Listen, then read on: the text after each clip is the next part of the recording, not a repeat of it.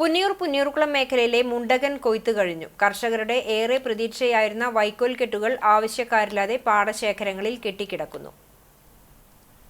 ഏറെ യാതനകൾ സഹിച്ചും ബുദ്ധിമുട്ടുകൾ തരണം ചെയ്തും കൃഷിയിറക്കിയ കർഷകരുടെ ഏറെ പ്രതീക്ഷയായിരുന്നു വൈക്കോൽ കച്ചവടം. കൊയ്ത്തു കഴിഞ്ഞ പാടശേഖരങ്ങളിൽ യന്ത്രം ഉപയോഗിച്ച് കെട്ടുകളാക്കിയാണ് വൈക്കോൽ ആവശ്യക്കാർക്ക് നൽകിയിരുന്നത്. ഇത്തരത്തിൽ കെട്ടുകളാക്കുന്നതിന് കെട്ടൊന്നിന് 30 രൂപയാണ് യന്ത്ര ഉടമകൾ ഈടാക്കുന്നത്. ഇതിനു പുറമെ കയറ്റിറക്ക് കൂലി, വാഹനക്കൂലി എന്നീ ഇനത്തിൽ വേറെയും ചിലവുകൾ വരും. ഇവ സൂക്ഷിക്കുന്നതിന് സ്ഥലവും വേണ്ടിവരും. ഇത്തരം ബുദ്ധിമുട്ടുകൾ ഒഴിവാക്കുന്നതിൻ്റെ ഭാഗമായി പല കർഷകരും പാടശേഖരങ്ങളിൽ വെച്ചു തന്നെ വിപണനം നടത്തുകയാണ് പതിവ്. മുൻവർഷങ്ങളിൽ കെട്ടൊന്നിന് 150 രൂപ മുതൽ 200 രൂപ വരെ കിട്ടിയിരുന്ന മുണ്ടകൻ സീസണിലെ വൈക്കോൽ നിലവിൽ 65 രൂപ മുതൽ 100 രൂപ വരെയുള്ള നിരക്കിലാണ് നൽകുന്നത്. ഈ വിലയ്ക്കും എടുക്കാൻ ആളില്ലാതെയാണ് വൈക്കോൽ കെട്ടുകൾ പാടശേഖരങ്ങളിൽ കിടക്കുന്നത്. കൊയ്ത്തിനു ശേഷം നെല്ലിൻ്റെ തുക ലഭിക്കാൻ കാത്തിരുന്ന കർഷകർക്ക് കുറച്ച് ആശ്വാസമായിരുന്നു വൈക്കോൽ കച്ചവടം.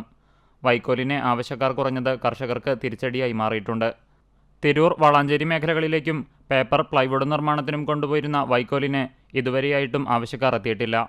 പുഞ്ച വൈക്കോലിനെ അപേക്ഷിച്ച് ഉണക്കം കൂടുതലുള്ള മുണ്ടകൻ വൈക്കോലാണ് ഇത്തരം ആവശ്യങ്ങൾക്ക് ഉപയോഗിക്കാനെടുക്കുന്നത്. വൈക്കോൽ യഥേഷ്ടം കൊണ്ടുപോയിരുന്ന കർഷകർ ക്ഷീരമേഖലയിൽ നിന്ന് അകന്നതാണ് പ്രതിസന്ധി രൂക്ഷമാക്കിയത്. കെട്ടുകളാക്കിയ വൈക്കോൽ ഇനി എവിടെ സുരക്ഷിതമായി സൂക്ഷിക്കുമെന്ന ആശങ്കയിലാണ് കർഷകർ.